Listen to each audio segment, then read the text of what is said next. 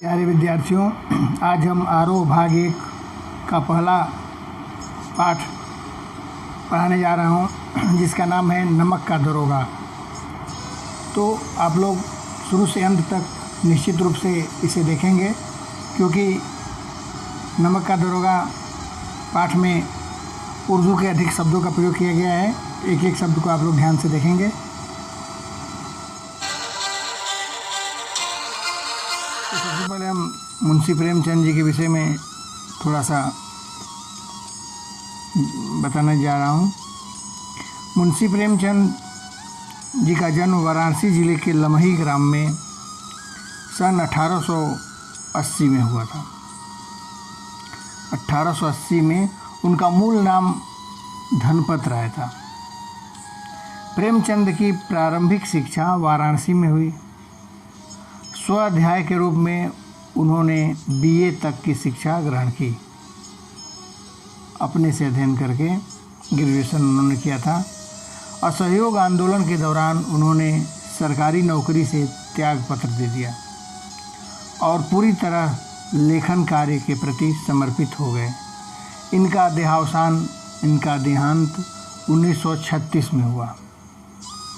इनकी प्रमुख रचनाएं मानसरोवर 8 भाग में है, गुप्त धन 2 भाग में है जो कहानी संग्रह है। उपन्यास जो प्रमुख इनके उपन्यास हैं निर्मला, सेवा सदन, प्रेमाश्रम, रंगभूमि, कर्मभूमि, गबन, गोदान, ये सब इनके प्रमुख उपन्यास हैं।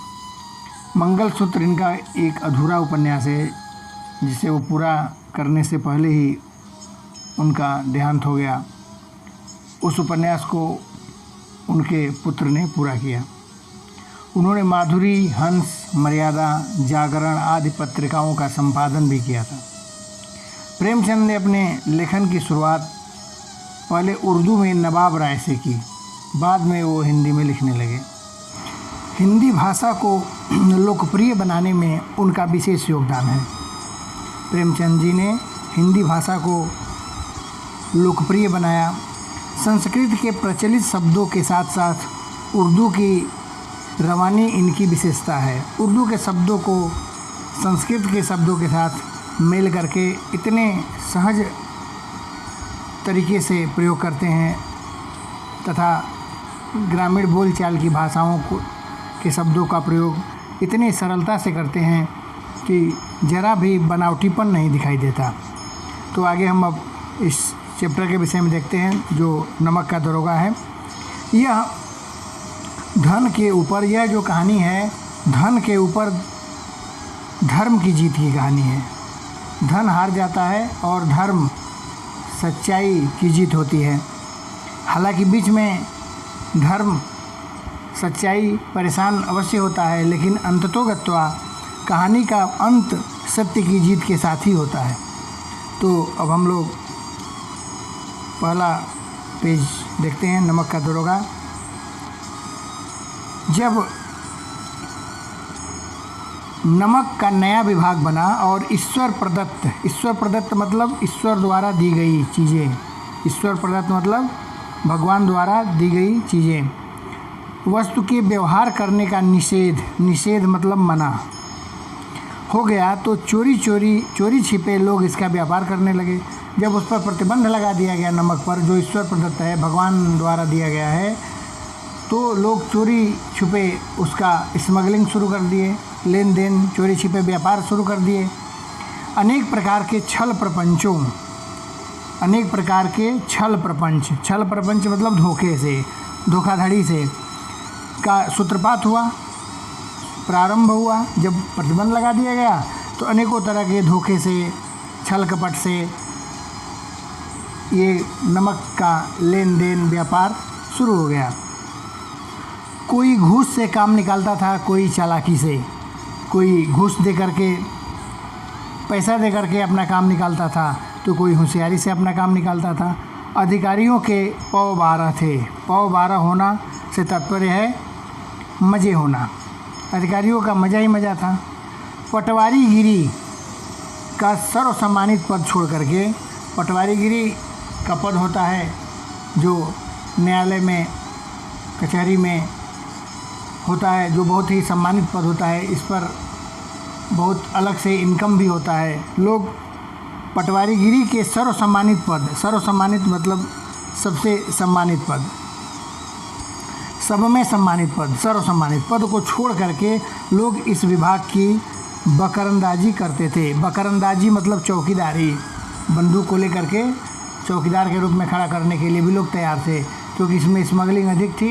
नमक, क्योंकि सबको ज़रूरत था नमक की, और नमक पर प्रतिबंध लगा दिया गया, तो उसमें गलत तरीके से पैसे अधिक मिलते थे। तो सब लोग पटवारीगिरी के सर्वसम्मानित पद को छोड़ करके भी बकरंदाजी, नमक विभाग में चौकीदार बनने के लिए भी तैयार थे। इसके दरोगा पद के लिए तो वकीलों का भी जी ललचाता था। वकीलों के मन में भी लालच उत्पन्न हो जाता था कि अपनी वकालत छोड़ करके दरोगा का पद अगर मिल जाए नमक विभाग का, तो वकील भी अपने वकालत को छोड़ दें। यह वह समय था जब अंग्रेजी शिक्षा और ईसाई मत, अंग्रेजी शिक्षा और ईसाई मत, ईसाइयों के जो मत है, ईसाइयों के जो विचार है, और अंग्रेजी शिक्षा दोनों एक ही समझा जाता था। उस समय की बात है। फारसी का प्राबल्य था। प्राबल्य मतलब होता है प्रबलता, अधिकता। फारसी भाषा अपनी चरम सीमा पर थी। भारत में फारसी बोलने वालों की संख्या अधिक थी। प्रेम की कथाएं और श्रृंगार रस का काव्य पढ़कर, प्रेम रस की कथाएं और श्रृंगार के काव्य, श्रृंगार रस से रस के प्रकार में है श्रृंगार रस की काव्य को पढ़ करके फारसीदा का अर्थ होता है फारसी जानने वाले लोग सर्वोच्च पद पर नियुक्त हो जाते थे। थोड़ी बहुत प्रेम कथाएं पढ़ लिए, श्रृंगार रस की कविताएं कुछ पढ़ ली और फारसी के जानकार हो गए, तो बड़े बड़े पद उनको मिल जाता था, क्योंकि फारसी का ही बोलबाला था। मुंशी बंशीधर भी जुलेखा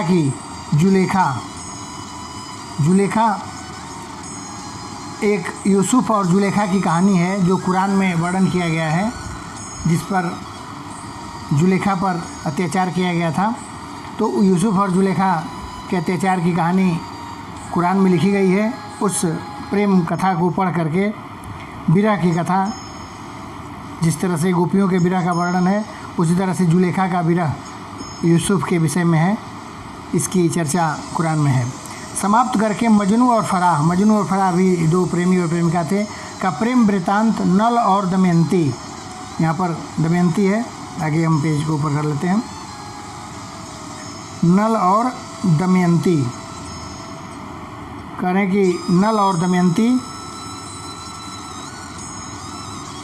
की जो कथाएं हैं, नल और नील की लड़ाई और अमेरिका के आविष्कार, नल और नील की लड़ाई और अमेरिका के आविष्कार से अधिक महत्व की बात समझते हुए रोजगार की खोज में निकले। इससे अधिक पढ़ाई के और महत्व को छोड़ करके कोई रोजगार के चक्कर में, कोई कार्य के चक्कर में, कोई नौकरी के चक्कर में निकल पड़े थे।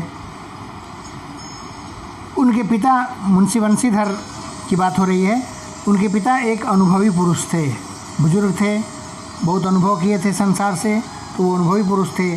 समझाने लगे, बेटा, जब वो मुंशी बंशीधर नौकरी की तलाश में घर से निकले पढ़ाई पूरी करके, तो उनके पिताजी उन्हें समझाने लगे कि बेटा, घर की दुर्दशा देख रहे हो, घर की दुर्दशा मतलब बुरी दशा, तुम देख रहे हो घर की बुरी दशा को। ऋण के बोझ से दबे हुए हैं, कितने कर्ज हम लोगों के ऊपर, ऋण माने कर्ज, हम लोगों के ऊपर कितना कर्ज है, कर्ज देख रहे हो तुम, कर्ज के बोझ से हम लोग दबे हुए हैं। लड़कियां हैं वह घास फूस की तरह बढ़ती है, लड़कियां हैं वह घास फूस की तरह बढ़ती है। यहाँ पर प्रेमचंद ने ऐसी बात कही है, अर्थात लड़कियों के बड़ा होने में समय नहीं लगता है। जिस तरह से घास खेतों में बहुत तेज़ी से बढ़ जाता है, फसल से अधिक तेज़ी से, उसी तरह से लड़कियां बढ़ जाती है, अर्थात लड़कियों के बड़ा होने में देर नहीं लगता है। कहने का तात्पर्य उनका यह था। मैं कगार का वृक्ष हो रहा हूँ, कगार मतलब किनारे का, नदी के किनारे का वृक्ष कभी भी गिर सकता है, उस पर हमेशा खतरा मंडराता रहता है कि नदी कब उसके जड़ की पकड़ को कमज़ोर कर दे। न मालूम कब गिर पड़ूं। अब तुम ही घर के मालिक मुख्तार हो। कह रहे हैं अब तुम ही इस घर के मालिक स्वामी हो। मालिक मुख्तार का मतलब स्वामी, मालिक, देखरेख करने वाला, संरक्षक, सब तुम ही हो। नौकरी में ओहदे की ओर ध्यान मत देना। ओहदे मतलब पद। कह रहे नौकरी में पद की ओर ध्यान मत देना। वो पीर का मज़ार है। जिस तरह से पीर का मज़ार होता है उस तरह से पद होता है। अब पीर के मज़ार से तात्पर्य नहीं है, बल्कि मज़ार पर क्या चादर चढ़ रहा है वो देखना है। पद तो पीर के मज़ार की तरह है। यह तो पीर का मज़ार है। निगाह चढ़ावे और चादर पर होनी चाहिए।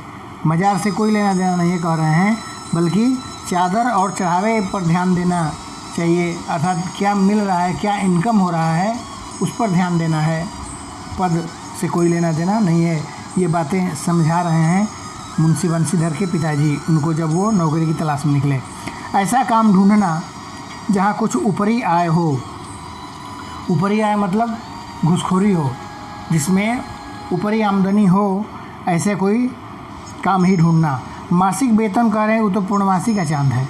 जैसे पूर्णिमा के चांद रात भर उजाला रहता है उस दिन, लेकिन अगले ही दिन से एक एक घंटे प्रकाश में कटौती होने लगता है। चांद 1 घंटे बाद निकलता है, दूसरे दिन 2 घड़ी, तीसरे दिन 3 घंटे, 4 घंटे, ऐसे करते करते एक दिन विलुप्त हो जाता है अमावस्या के दिन। तो इसलिए कह रहे हैं कि जो वेतन होता है, मासिक वेतन, मासिक माने महीने का वेतन मन तनख्वाह, जो सैलरी मिलती है, वो पूर्णमासी का चांद की तरह होता है, जो एक दिन बहुत अच्छा लगता है जिस दिन मिलता है, लेकिन अगले दिन से वो घटते घटते घटते घटते अमावस्या की ओर चला जाता है और पूरा अंधेरा हो जाता है, समाप्त हो जाता है। लेकिन जो ऊपरी आमदनी है, घूस के पैसे हैं, वो अमावस्या के चांद की तरह होता है, जो शुरू में तो कम दिखाई देता है, लेकिन धीरे धीरे धीरे धीरे पूर्णिमा की ओर बढ़ता रहता है। प्रतिदिन प्रकाश बढ़ता जाता है। ऊपरी आय बढ़ता हुआ स्रोत है। बता रहे हैं कि ऊपरी जो आमदनी होती है सैलरी के बाद, वो बहता हुआ स्रोत है, जिससे सदैव प्यास बुझती है, जिससे सदैव प्यास बुझती है। वेतन मनुष्य देता है। कह रहे हैं उनके पिताजी समझाते हुए कि वेतन मनुष्य देता है, लेकिन जो ऊपरी आमदनी है, ऊपरी आय है, वो ईश्वर देता है। इसलिए ऊपरी आमदनी से ही वृद्धि होता है, वेतन के पैसे से कुछ नहीं होता। ऐसा वो सिखा रहे हैं अपने पुत्र को, मुंशी बंशीधर को। आगे कह रहे हैं इसी से उसकी बरकत होती है। बरकत माने वृद्धि, विकास होता है। ऊपरी आमदनी जिस पद पर होता है, जिस पोस्ट पर होता है, उस व्यक्ति का बरकत होता है, वृद्धि होती है, विकास होता है। और जिनको केवल तनख्वाह मिलती है, मासिक वेतन मिलता है, उनका विकास नहीं हो पाता है, क्योंकि वो मनुष्य देता है। और वो समझा रहे थे कि ऊपरी आमदनी जो होती है, घूस के पैसे ईश्वर देते हैं, भगवान देते हैं। तुम स्वयं विद्वान हो, तुम्हें क्या समझाऊं। कह रहे हैं बाकी तो तुम पढ़े लिखे हो ही, विद्वान हो ही, समझ ही जाओगे। इस विषय में विवेक बड़ी आवश्यकता है। कह रहे हैं इस विषय में विवेक माने बुद्धि की बहुत ज़रूरत है। मनुष्य को देखो, उसकी आवश्यकता को देखो। कह रहे मनुष्य को देखो, उसकी आवश्यकता को देखो, अवसर को देखो, उसके उपरांत जो उचित है उसको करो। करें गरज वाले माने ज़रूरतमंद, ज़रूरतमंद जिसको ज़रूरत होगी उससे कठोरता दिखाना, तो वो तुम्हें बदले में पैसा देगा। लेकिन जिसको ज़रूरत नहीं होगी, अगर उससे तुम दिखाओगे तो वो कुछ नहीं देगा। तो ज़रूरतमंदों को ही अपने अंडर में लेना और उससे पैसे की डिमांड करना, वो तुम्हें निश्चित रूप से देगा। ये सब बातें, दुनियादारी की बातें सिखा रहे थे उनके पिताजी। लेकिन बेगरज वाले से, अर्थात जिनको ज़रूरत नहीं होगी, उनसे पाना कठिन है ज़रा, उससे मुश्किल से मिल पाएगा। इन बातों को निगाह में बांध लो, मन में धारण कर लो। इन बातों को निगाह में बांध लेने से तात्पर्य है कि मन में धारण कर लेना। यह मेरी जन्म भर की कमाई है। कह रहे मैं जीवन भर जो सीखा है मैंने तुमको ये बता दिया। इस उपदेश के बाद पिताजी ने आशीर्वाद दिया। ये उपदेश दिए, पहले समझाए, उसके बाद आशीर्वाद दे करके विदा किए। बंशीधर आज्ञाकारी पुत्र थे। वे बातें ध्यान से सुनी और तब घर से चल पड़े। मुंशी बंशीधर चूँकि पिताजी के आज्ञाकारी पुत्र थे, पिता की बातों को काटने वाले नहीं थे, इसलिए कोई बात का जवाब उन्होंने नहीं दिया, चुपचाप सुने और घर से निकल पड़े। इस विस्तृत संसार में, इस विस्तृत बने बड़े, असीम संसार में धैर्य, कह रहे हैं कि धैर्य अपना मित्र है। ये भी बताए थे उनके पिताजी, धैर्य ही अपना मित्र है। जितना धैर्य धारण किए रहोगे वही तुम्हें मित्रता के रूप में पथ प्रदर्शित करता रहेगा। बुद्धि पथ प्रदर्शक है और ज्ञान जो होगा, बुद्धि, वो मार्ग बताएगा आगे कि कैसे करना है, क्या करना है। और स्वावलंबन, स्वावलंबन से तात्पर्य है, अर्थ इसका है स्वयं पर भरोसा ही अपना सहायक है, वही तुम्हारा सहायक होगा, अपने आप पर भरोसा करना। लेकिन अच्छे सगुन से चले थे, कह रहे हैं कि अच्छे सगुन से निकले थे। सगुन तात्पर्य है शुभ घड़ी, कह रहे ऐसी घड़ी में, अच्छी घड़ी में घर से निकले थे कि जाते ही नमक विभाग में दरोगा का पद प्रतिष्ठित हो गया। प्रतिष्ठित मतलब नियुक्त, दरोगा के पद पर वो नियुक्त हो गए, जिसके लिए बड़े बड़े वकील भी चाहते थे कि अपनी वकालत छोड़ करके दरोगा का पद मिल जाए। बड़ा ही इनकम का पोस्ट था। वेतन अच्छा और ऊपरी आय का तो ठिकाना ही न था। कह रहे अच्छा वेतन भी था और ऊपरी आय, घूस, ऊपरी आय तो इतना था कि जिसका कोई सीमा ही न हो, ठिकाना ही न हो, अर्थात असीमित ऊपरी आमदनी थी इसमें, इस पोस्ट पर। वृद्ध मुंशी जी को सुख संवाद मिला। मुंशी जी जो उनके पिताजी थे, वृद्ध हो गए थे, उनको शुभ समाचार मिला कि आपका लड़का दरोगा के पद पर नमक विभाग में नियुक्त हो गया है। वो फूले न समाए, फूले न समाना से तात्पर्य क्या है? अत्यधिक प्रसन्न होना, अत्यधिक प्रसन्न होना है। फूले न समाना मुहावरे का प्रयोग है। महाजन कुछ नरम पड़े, जो महाजन जिनसे उधार लिए थे वो भी अब नरम हो गए, आराम से अपना उधारी देने लगे कि अब तो लड़का नमक विभाग में दरोगा हो गया है, अब तो पैसा इसको बहुत मिलेगा। कलवार, कलवार भी एक जाति होती है जो शराब बनाने का कार्य करती है। यहाँ पर है कलवार की आशालता लहराई। कह रहे कलवार जो थे उनकी आशालता, आशा की लता लहराने लगी। लेकिन कुछ और थे, आशालता का तात्पर्य है उम्मीद। कलवार जो शराब बना उनकी भी उम्मीद अब लहरा गई। सब जो बकायेदार थे सब लोगों में के अंदर उम्मीद जग गई कि अब तो पैसा मिल जाएगा, डूबेगा नहीं। पड़ोसियों के हृदय में सूल उठने लगे, लेकिन जो पड़ोसी थे उनके मुंशी बंशीधर के, उनके हृदय में ऐसा लगा जैसे कांटा चुभ गया हो, उन्हें बहुत पीड़ा होने लगी। अब दूसरा हम परिच्छेद देखते हैं इसमें। जाड़े का दिन था, रात का समय। नमक के सिपाही चौकीदारी के नशे में मस्त थे। नमक के जो सिपाही थे, सिपाहियों को भी बहुत आमदनी थी नमक विभाग में, वो नशा करके अपना झूम रहे थे। मुंशी बंशीधर को आए अभी 6 महीने से अधिक नहीं हुए थे। अभी ट्रेनिंग पूरी करके इस स्थान पर नियुक्ति उनकी हुए मात्र 6 महीना लगभग हुआ था। लेकिन इस थोड़े से समय में ही उन्होंने अपनी कार्य कुशलता से, अच्छे कार्य से, निपुणता से, कार्य की कुशलता से, कार्य करने में निपुणता से और उत्तम मतलब श्रेष्ठ आचार माने व्यवहार से अफसरों को मोहित कर लिए थे। मोहित माने अपने पक्ष में आकर्षित कर लिए थे। अफसर लोग उन पर बहुत विश्वास करने लगे। चूँकि वो काबिल थे, ईमानदार थे, इसलिए अफसर भी उनका बहुत विश्वास करने लगे। नमक के दफ्तर में 1 मील पूर्व, 1 मील का मतलब 1.5 किलोमीटर के लगभग होता है, जहाँ दफ्तर था, ऑफिस था इनका, नमक का दफ्तर माने ऑफिस, उस दफ्तर से 1 मील की दूरी पर जमुना नदी बहती थी। उस पर नावों का एक पुल बना हुआ था। नाव का पुल बनाने से तात्पर्य है, नाव आपस में सटा दिए जाते हैं नदी के इस छोर से उस छोर तक, और बीच बीच में लकड़ी के पटरे को बिछा करके पुल तैयार कर दिया जाता है। टेम्पररी पुल का निर्माण किया जाता है इस तरह से। तो नाव का पुल बना हुआ था। उस पर दरोगा जी किवाड़ बंद किए। दरवाज़ा, किवाड़ माने दरवाज़ा, किवाड़ मीन्स दरवाज़ा बंद किए। मीठी नींद, मीठी नींद से तात्पर्य है हल्की नींद। गहरी नींद में नहीं सोए थे, हल्की नींद में ही सो रहे थे। अचानक आँख खुली तो नदी का प्रवाह की जगह, नदी का की लहरों का प्रवाह का आवाज़ आता था, कलकल कलकल पानी का।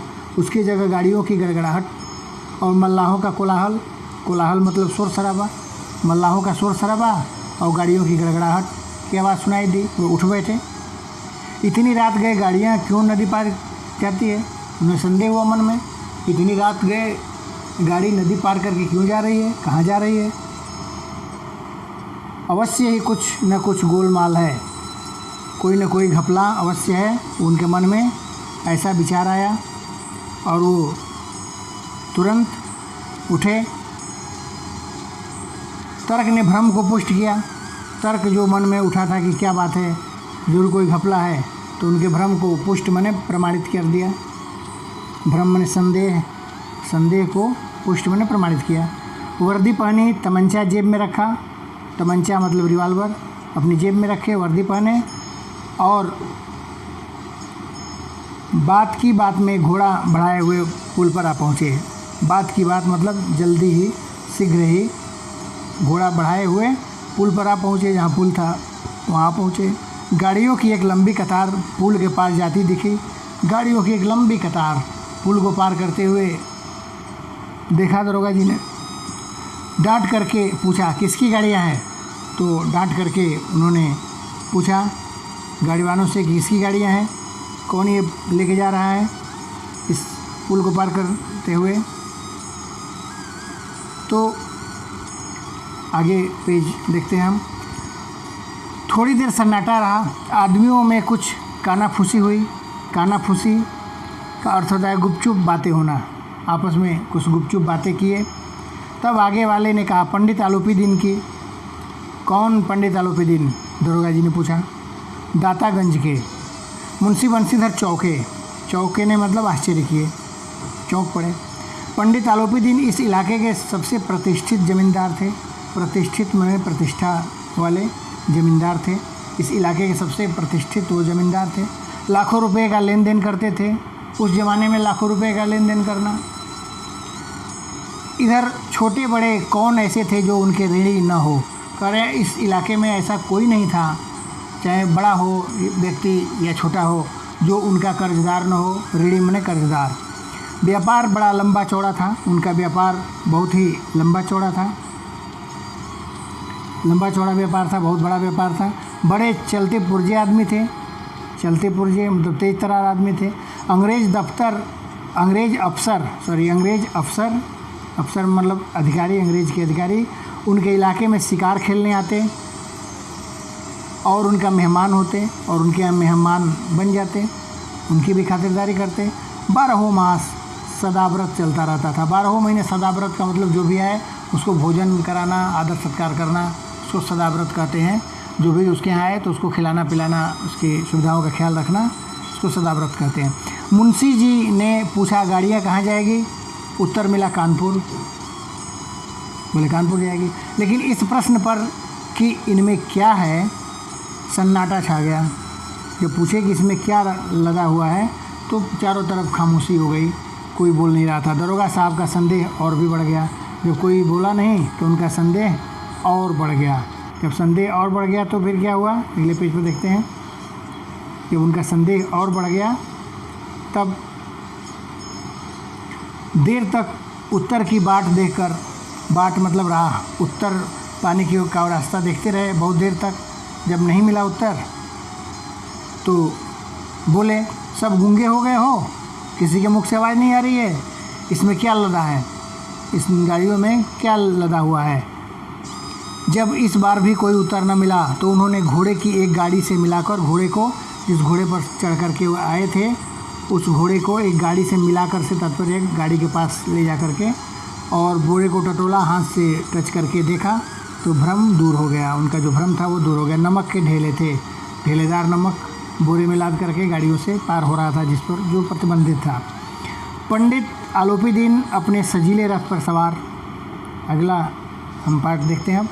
पंडित आलोपीदीन अपने सजीले मतलब सजे हुए, सुंदर सजे हुए रथ पर सवार, कुछ सोते कुछ जगते चले आ रहे थे। कुछ सो रहे थे, जगते नींद में, अर्धनिद्रा में वो चले आ रहे थे। अचानक कई गड़ीवानों मतलब गाड़ी चलाने वाले घबराए हुए आकर जगाया, उनको जगाया और बोले, महाराज दरोगा जी ने गाड़ियों को रोक दी है और घाट पर खड़े आपको बुलाते हैं, और उस घाट पर खड़े हैं और आपको बुला रहे हैं।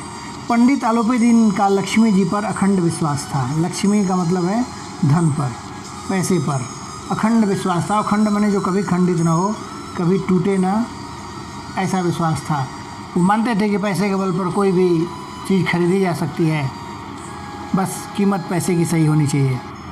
वह कहा करते थे कि संसार का तो कहना ही क्या, स्वर्ग में भी लक्ष्मी का ही राज्य है। कह रहे हैं संसार तो ये तो संसार ही है, स्वर्ग में भी लक्ष्मी जी का ही राज्य है। तो फिर उनके सामने कोई कुछ नहीं उनका बिगाड़ सकता, ऐसा उनको विश्वास था। और लक्ष्मी की अपार कृपा थी उनके ऊपर, पैसे की कोई कमी था नहीं। उनका कहना यथार्थ ही था, यथार्थ मतलब सही, वास्तविक ही था। न्याय और नीति सब लक्ष्मी के ही खिलौने हैं। न्याय और नीति, न्याय करना और नीति माने नियम, न्याय और नियम कह रहे तो दोनों लक्ष्मी जी के खिलौने हैं। पैसे के बल पर आजकल न्याय को यहाँ पर मुंशी प्रेमचंद व्यंग कर रहे हैं न्याय व्यवस्था पर भी, कि किस तरह से न्याय से लोग खिलवाड़ करते हैं। लक्ष्मी जी के बल पर, पैसे के बल पर न्याय और नियम सब उल्टे हो जाते हैं। उन्हें वह जैसे चाहती है नचाती है। कह रहे लक्ष्मी जैसा चाहती है वो उन्हें नचाती रहती है अपने इशारे पर, खिलौने की भांति।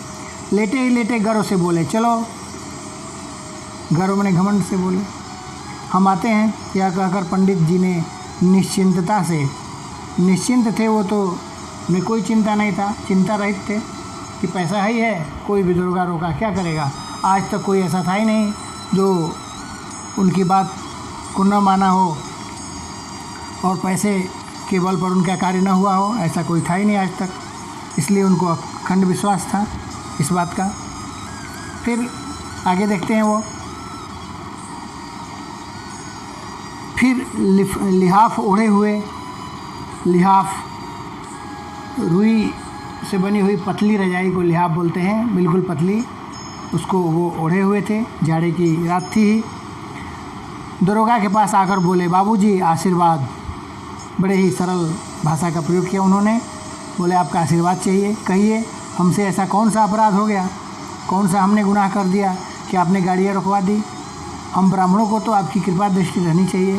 कह रहे हम ब्राह्मणों पर तो आपकी कृपा रहनी चाहिए, ब्राह्मणों को तो वैसे भी कोई डिस्टर्ब नहीं करता, तो आपने हमें क्यों रोका।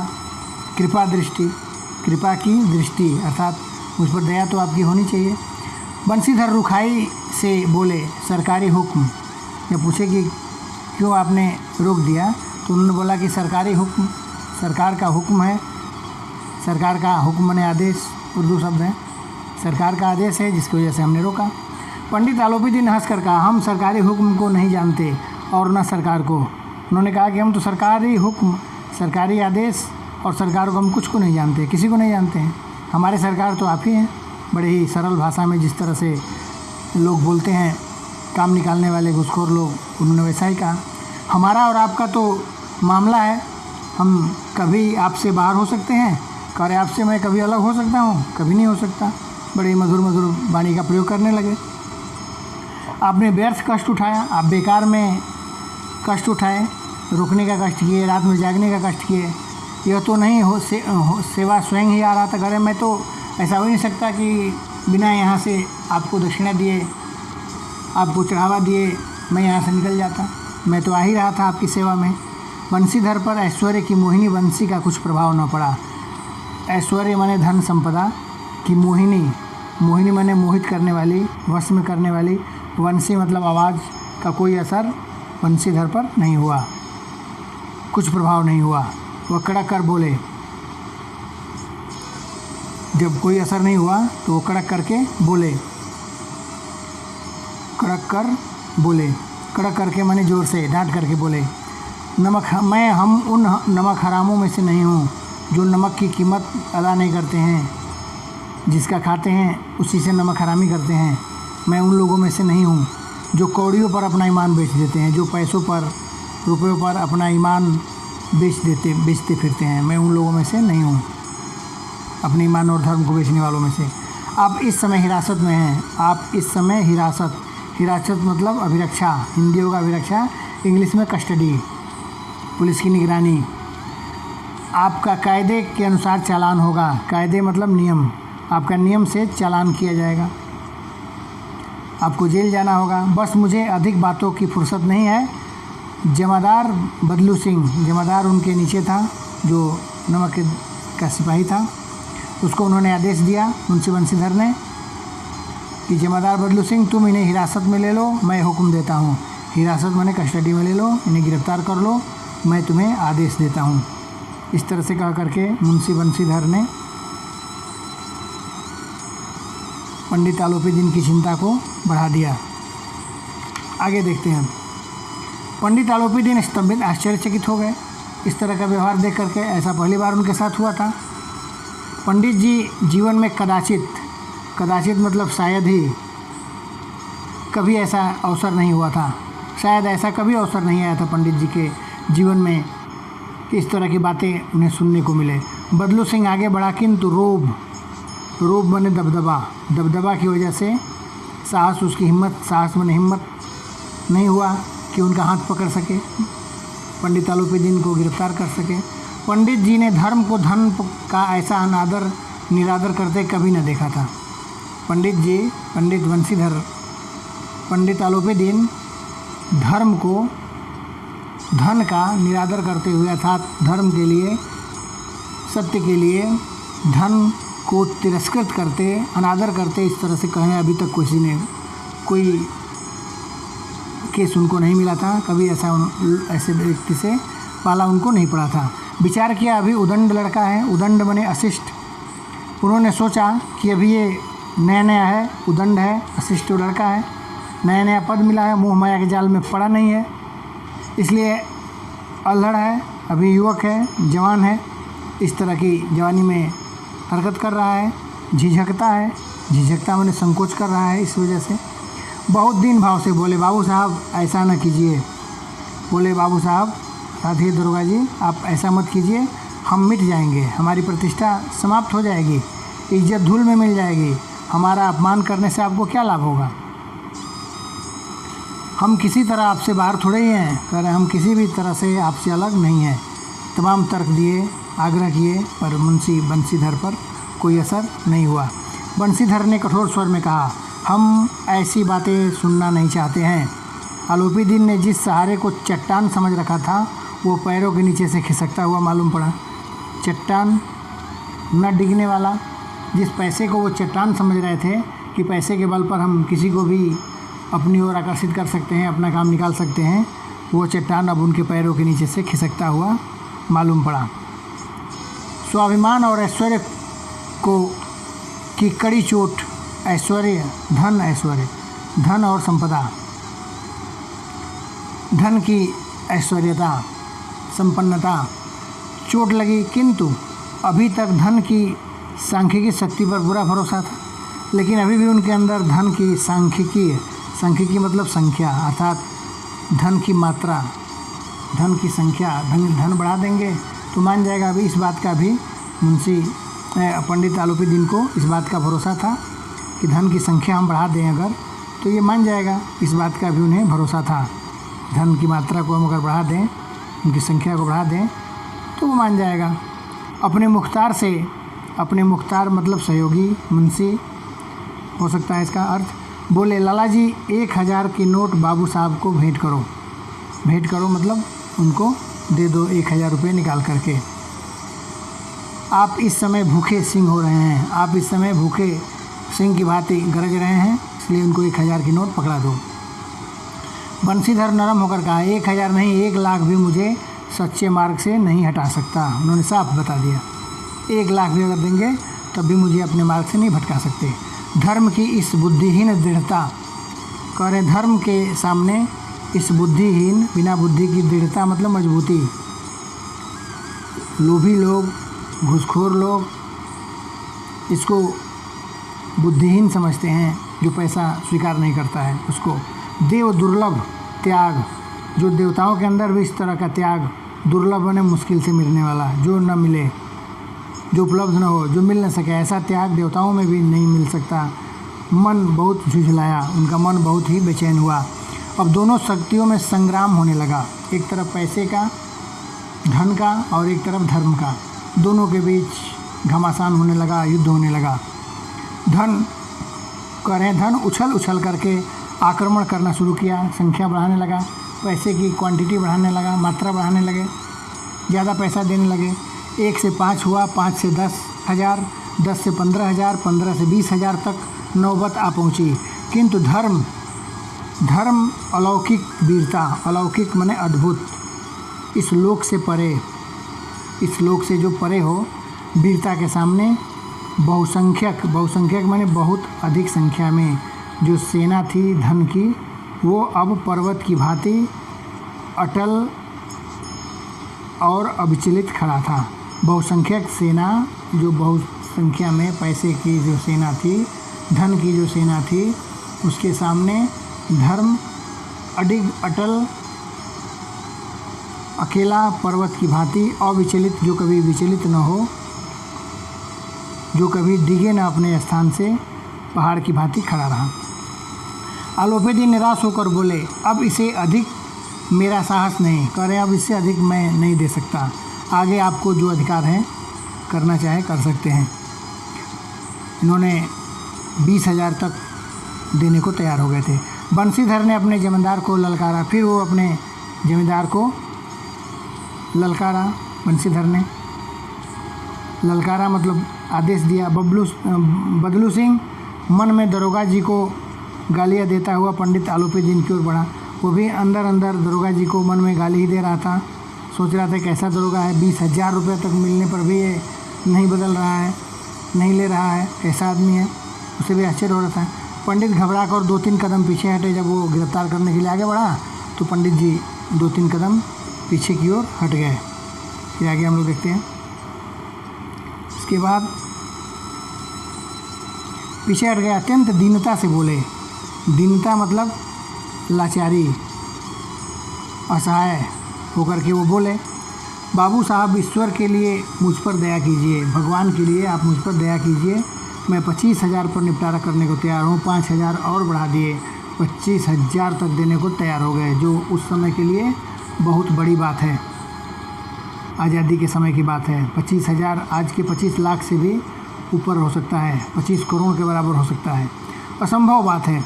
30,000 पर किसी तरह भी संभव नहीं, साफ मना उन्होंने कर दिया। क्या 40,000 पर भी नहीं, 40,000 तक पर भी देने को तैयार होने पर भी मुंशी बंशीधर अपने धर्म का त्याग उन्होंने नहीं किया।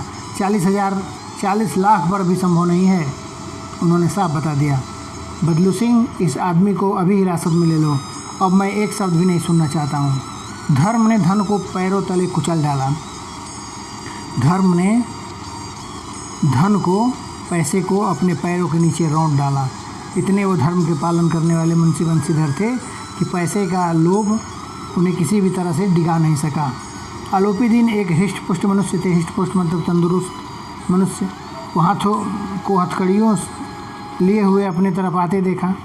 जब मुंशी पंडित आलोपेदी उस बदलू सिंह को देखे हाथ में हथकड़ी लेकर के आ रहा है, चारों ओर निराशा और कातर माने दुखी दृष्टि से, नज़र से चारों तरफ देख रहे थे, बड़े ही दया की दृष्टि से दुख भरे। उसके बाद एकाएक मूर्छित होकर के गिर पड़े। मूर्छित माने बेहोश होकर के वो गिर पड़े। देखे कि गिरफ्तार करने आ रहा है।